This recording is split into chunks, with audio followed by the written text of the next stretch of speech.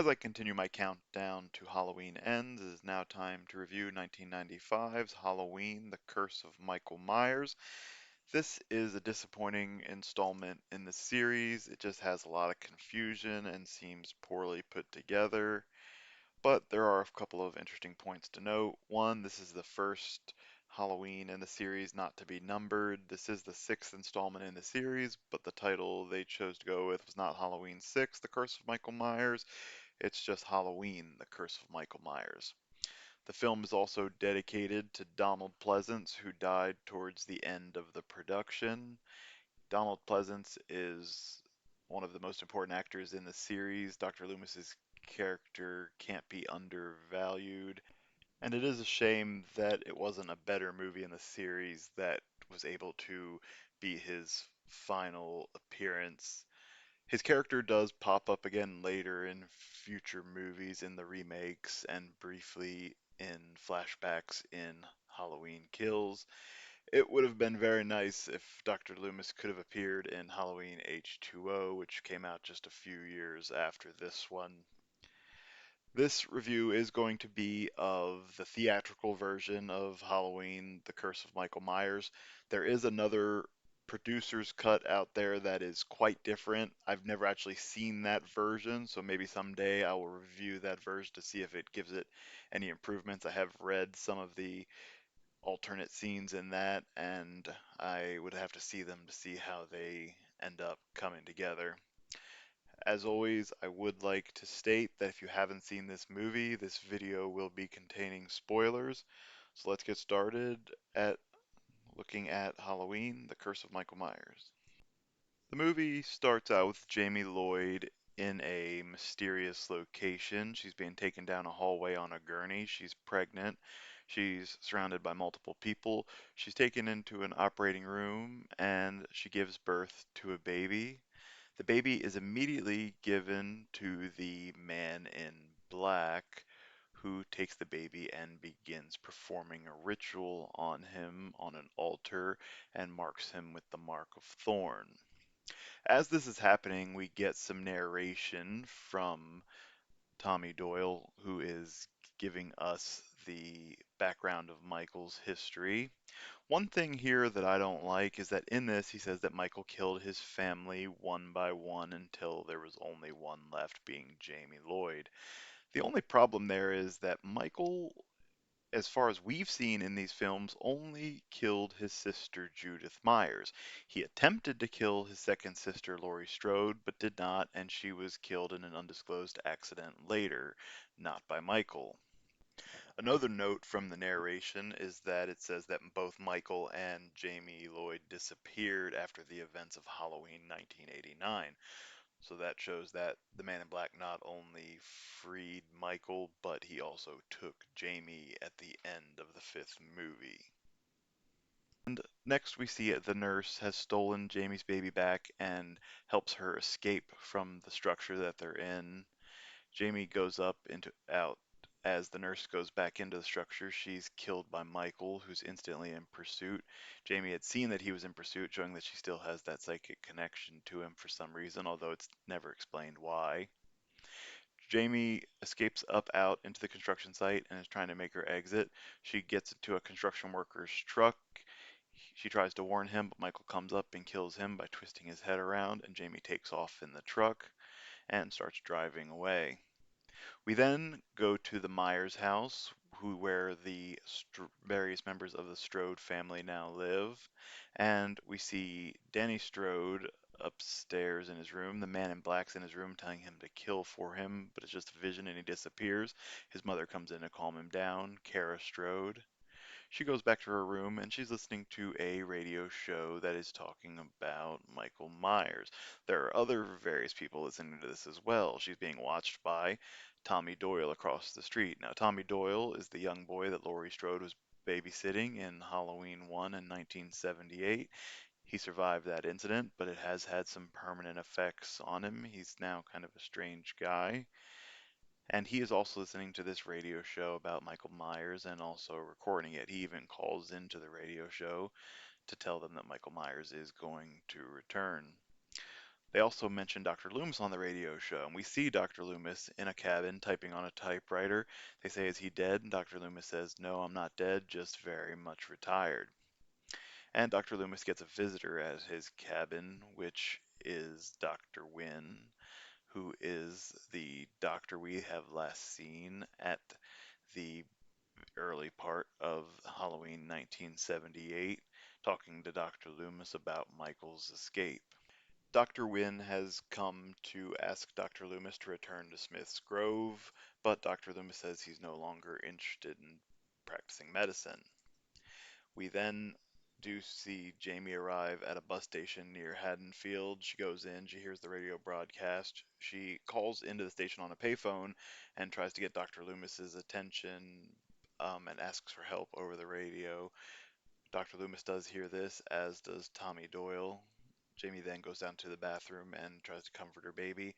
When Michael arrives at the bus station, the power goes out, and Jamie makes a hard decision. She leaves the baby behind and takes off in her truck, and she's pursued by Michael. It is worth noting that as Jamie's being pursued, when looking in the rearview mirror, it does not appear that Michael is the one driving the van, showing that someone is helping him.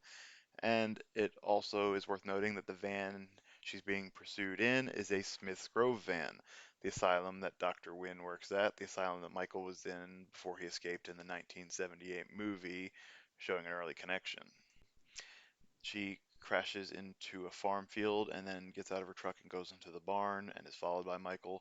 We see flashes of lightning and Michael popping up here and there throughout the barn. As soon as Jamie steps on a twig and makes a noise, it's all over. Michael grabs her and kills her by impaling her onto a corn thrasher and then turns it on. She does tell him that he can't have the baby, and Michael goes out to the truck, grabs the bundle of blankets, and does see that the baby is indeed not there. We next go back to the Myers house where the Strode family is now living. We see a sold sign out front, and someone has put a image of Michael Myers on it saying he's coming. This makes the father, John Strode, very upset, and he chops down the sign and scares some children away. It is worth noting that on the radio broadcast the previous night, they said that Haddonfield had canceled Halloween since the events of Halloween 1989. And who could honestly blame them? They've had a lot of Halloween Day massacres in this town and might not want to celebrate Halloween. But as we zoom out, we see several children dressed in Halloween costumes going about and a lot of Halloween decorations. So this either wasn't true or just a joke for the radio station. We go inside, and it's very clear throughout this scene that it is not a comfortable living situation for the Strode family. There's a lot of confrontation between Kara and her father, and the father and pretty much everybody. We then see Kara and Danny head out for their day, going with Tim and his girlfriend Beth. They drive by, and Beth notes some information about Tommy Doyle, that he went through some stuff that made him kind of messed up, but he's pretty harmless. And they see him standing there staring out the window. He lives in a boarding house that is run by Mrs. Blankenship, an old woman who they say can't really hear anything. We also here see Dr. Loomis at Smith's Grove with Dr. Wynn, and he tells his secretary that he wants her to give Dr. Loomis access to any records related to Michael Myers. And she tells Dr. Wynn that the body of Jamie Lloyd was discovered. They go to the farm and see the body being gathered and the symbol of thorn burned into a giant stack of hay bales. Dr. Wynn asks what that symbol is, and Dr. Loomis says it's Michael's symbol. This is interesting to me because Dr. Loomis never mentioned Michael's symbol in any of the previous movies, so it seems odd that he knows what this symbol is. Tommy Doyle is listening to the recording of the radio broadcasts, particularly to the part where Jamie Lloyd asks for help from Dr. Loomis, and he hears something in the background that tells him where to go. He goes to the bus station and he finds Jamie's baby down in the bathroom. He takes the baby to the hospital and asks for help and yells at the nurse, who eventually calls for security, but he does bump into Dr. Loomis. And asks him some questions. At first, Dr. Loomis doesn't recognize Tommy or know who he is, but when he explains, Dr. Loomis remembers. He says he wants to know if Michael's back. He wants to know if Dr. Loomis heard the radio broadcast. And Dr. Loomis says that there are no people left in the bloodline of Michael Myers. And Tommy says that there actually are. And then he tells Dr. Loomis that there are people living in Michael Myers' old house, and then says he has a theory about Michael Myers and he wants to tell him about it, but security's coming, so he says he'll meet him at the Halloween fair later, and he leaves with the baby. Tommy takes the baby back to his boarding house. He cleans off the mark of thorn and promises not to let anything happen to the baby. We see Mrs. Blankenship walk by the outside of the door, hearing the baby cry, although we're not sure if she can hear at this point. Meanwhile, Dr. Loomis has gone to the Myers house to warn Mrs. Strode about the danger that they're in being in the house, because Michael finds this house sacred. It's what holds all his memories, and he will be coming back there. She decides to leave. She calls her husband and says that she's going to take the children and leave because she thinks they're in danger and wants him to come as well.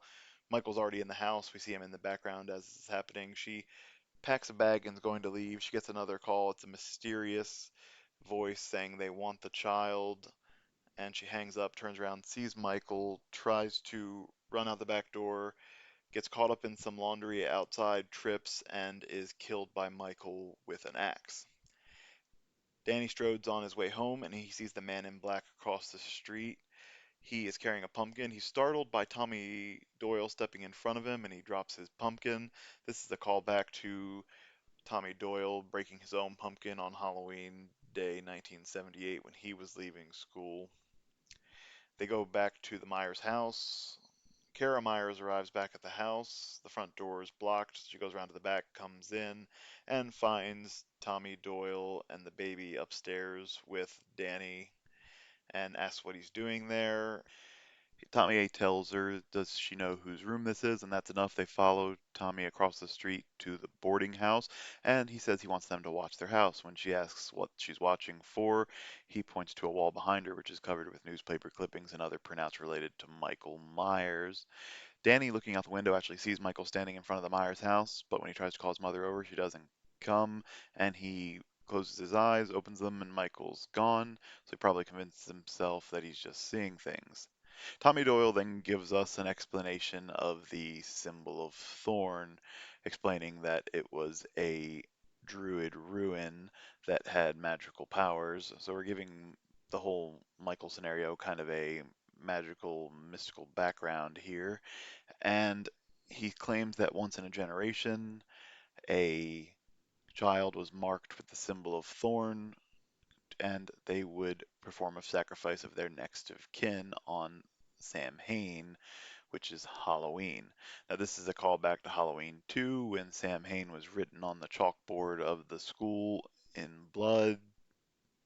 We assume this was written by Michael at the time, and so this is giving a attempt at an explanation for that.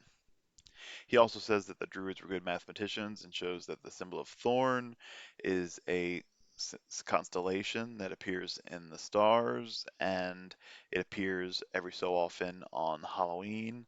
And he says whenever it appears is when Michael appears at Halloween.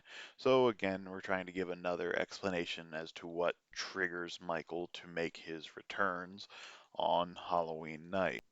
Tommy decides to go to the state fair to meet up with Dr. Loomis as he had planned because he believes he's the only one that can help. We see Tommy walking around the state fair, and then we see Mrs. Blankenship explaining to Danny that Halloween was once a night of great power because it's the night that spirits were free to return to the earth and people celebrated this. She also reveals to the mother when she goes to take Danny away that he is hearing the same voices that Michael Myers heard as a child that told him to kill his family. She says that she was babysitting Michael Myers that night, and we see lightning flash and Michael standing outside the window of the boarding house. And then we see John Strode return home to the Myers house. He sees that his family's gone. He thinks his wife really took them and left.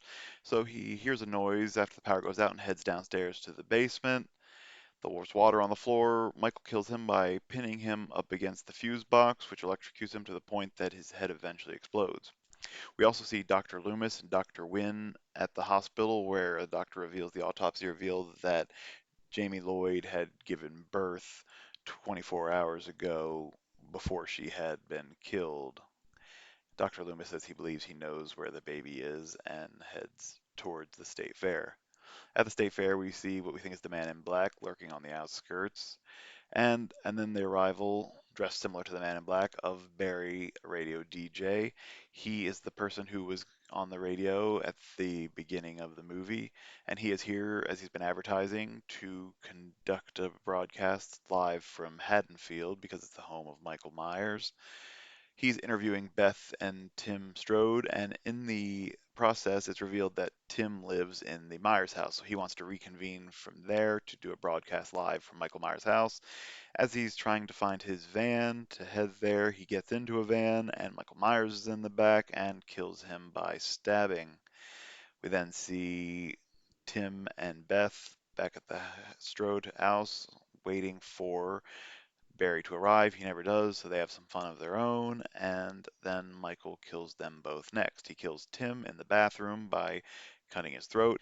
Michael then kills Beth in Kara's bedroom. He kills her by stabbing her to death, and Kara sees it from across the street through Tommy's camera. She points the camera downward and sees Danny about to enter the Myers house. She goes in quick pursuit and runs over into the house, seeing Danny ascending the stairs. She grabs a fire poker and follows him up the stairs. She goes into her room first and sees both Tim and Beth dead on her bed, and then she finds Danny in his room. Michael appears and she tells Danny to run, and he does, and she's running and closes the door, and her mother falls out of the attic hatch, and then Michael continues to pursue. They run downstairs. Michael's following her down the stairs, but Kara had managed to hide in an alcove, and she hits Michael in the back with a fire poker, tripping him down the stairs. He seems unconscious at the bottom of the stairs, and she goes down. Danny's standing near him when she come near to grab him.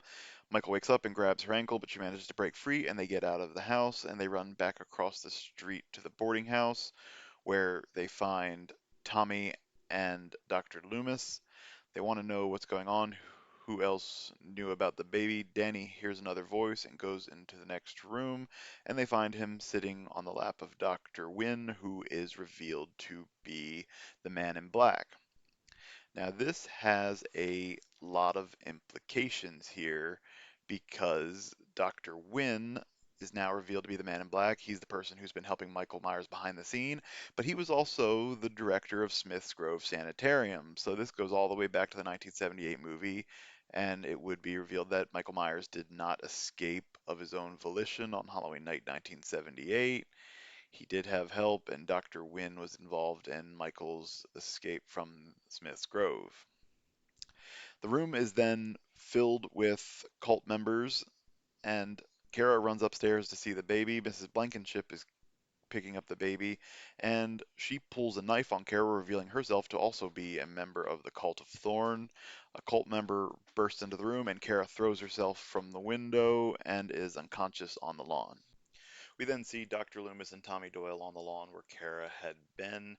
They reveal that they'd been drugged and that everybody else, Kara, Danny, and the baby, were taken to Smith's Grove. So this is where they have to go to pursue. And they head there. Kara awakens in a hospital bed, locked in a room in Smith's Grove. Dr. Loomis and Tommy arrive and they enter through an employee's entrance. The hospital is oddly abandoned. Dr. Loomis immediately goes off to confront Dr. Wynn, while Tommy goes off to search for Kara and the others. Dr. Loomis does confront Dr. Wynn in his office, and Dr. Wynn says that he wants Dr. Loomis to join them because he was the first one who had recognized the pure evil that is in Michael, and he reveals that he has made some mistakes, but he believes that Jamie's baby is going to be his best creation, revealing he's involved in that. Dr. Loomis calls him a madman and is knocked out by another doctor who tells Dr. Wynn that they're ready for him. Tommy does manage to find Kara locked in a room. He also encounters a mental patient who gave an ominous message and then had been stabbed by Michael already, so collapses and dies. He breaks Kara out of a room as Michael's coming down the hallway, and they manage to get away from him and go down a creepy passage. They see members of the cult and doctors discussing what they're doing. They mention genetic engineering. It's very vague. And then Dr. Wynn and all of them enter what appears to be an operating room. Tommy and Kara see Danny and the baby in a room adjacent to this, and they hide as Michael's coming down the hall. The next thing that happens is kind of odd. Michael walks up to the operating room on a surgical tray. He picks up a giant machete and he walks into the operating room and kills everyone inside.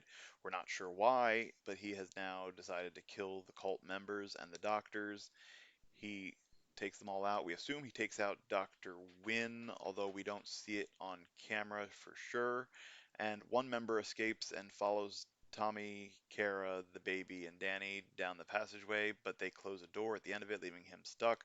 Michael's in quick pursuit, notably very quick pursuit, because he is walking much faster than he normally does, and he catches the employee and kills him by smashing his head against the metal door, basically using his head to knock the door down, and he continues to pursue Kara, Tommy, and the others. They continue to flee from Michael and lock themselves in a room that seems to be some sort of weird lab. There are tanks filled with a green liquid, and there's a fetus in one of the tanks, and a label on the tank shows a DNA symbol and some of the Druid ruin symbols, showing some sort of mixture of science and magic for their plans. Michael eventually breaks into the room and they flee deeper into the room and they walk past notably some syringes with a bottle of the green liquid that is labeled as corrosive. As Michael's looking for them, Tommy Doyle steps out and says, "Michael, you win, you can have the baby," and he's going to hand him the bundle of blankets. Michael then hears the baby cry and knows it isn't true, turns back to Tommy, and Tommy reveals that it was a bunch of those syringes wrapped up in the blanket filled with this green corrosive liquid, and he stabs it into Michael and injects it. Michael then throws Tommy to the side. Kara tries to help by hitting Michael with a pipe, but she's overcome by him. He's still too strong, and he's attempting to kill her until Danny cries out. Michael sees Danny and the baby hiding behind some boilers, and he begins trying to pursue to grab him. Tommy again enters the fight by injecting Michael with another syringe and begins beating him with the pipe. Kara, Danny, and the baby make an escape as Dr. Loomis comes up the elevator and tells them to get out. They get in the elevator and leave, and we see Tommy continuing to attack Michael over and over again with the pipe, and we see this green liquid coming out of Michael's mask. And this is where this scene ends, and we next see them all outside the hospital. Tommy, Kara, the baby, and Danny are all in Tommy's Jeep, and he tells Dr. Loomis that he needs to come with them, but Dr. Loomis says he has some unfinished business here. However, when Dr. Loomis does go back in, the next thing we see is Michael's mask laying on the floor without Michael, and then we hear Dr. Loomis scream out. So the ending is left to some interpretation. I always thought when I saw this that Dr. Loomis was yelling out because he saw Michael's mask there and he knows that Michael's escaped yet again. A lot of people believe that this was Dr. Loomis being killed, and this is the end of the movie, and we get the dedication to Donald Pleasance. So, what this movie does is a poor attempt to explain things from throughout the entire series and tries to give it a supernatural explanation. We know that Michael's not a normal human being. He's been shot, burned, thrown off high places, hit by vehicles, stabbed, and he always gets back up and keeps coming no matter what they throw at him. That's why in the script he's referred to as the Shape. He's just a force of evil. And they try to explain that by giving him this supernatural backing of a cult who has imbued him with a mark that gives him this power so that he can go and sacrifice someone from his family every time the constellation of Thorn appears in the sky. It's just an unnecessary, overcomplicated explanation. It really didn't need an explanation. Michael's just a killing force, and that's all we needed to know. Trying to explain it often just ruins it. This movie goes as far back as the original movie trying to explain things. They would explain that Michael heard voices as a kid, which was Dr. Wynne telling him to kill his family before giving him the mark of Thorn. We would see that Dr. Wynne has been helping Michael from behind the scenes the whole time. He released him from Smith's Grove and sent him back to Haddonsfield to continue his work. Again, I don't think any of this is needed. It was better that Michael was just someone who was trying to kill his family on his own. He didn't need a cult behind the scenes telling him to do this. He was just a force of evil on his own. He escaped on his own. He never needed help. So I don't like that they added the whole cult storyline. I just think it overcomplicates things and makes things just unnecessary. And it shows because this movie just doesn't come together well. And in addition to things that are explained or attempted to be explained in this movie, there are still things that are never explained. Jamie Lloyd dies at the beginning of this movie, and it's never explained why her and Michael have some sort of link together. It's also not explained why Michael is seemingly going along with this cult, but then suddenly at the end of this movie decides to go and kill them all. Overall, I see what this movie and Halloween 5 in part were trying to do. They were trying to add some depth to Michael Myers' character and to the story of the franchise altogether, and trying to explain some of the mysteries that had been growing since the beginning of the franchise. It just wasn't executed well or done properly. Another thing is at the end when it is Dr. Loomis screaming, and we're not sure if he's screaming in frustration or if he's screaming because he's being killed.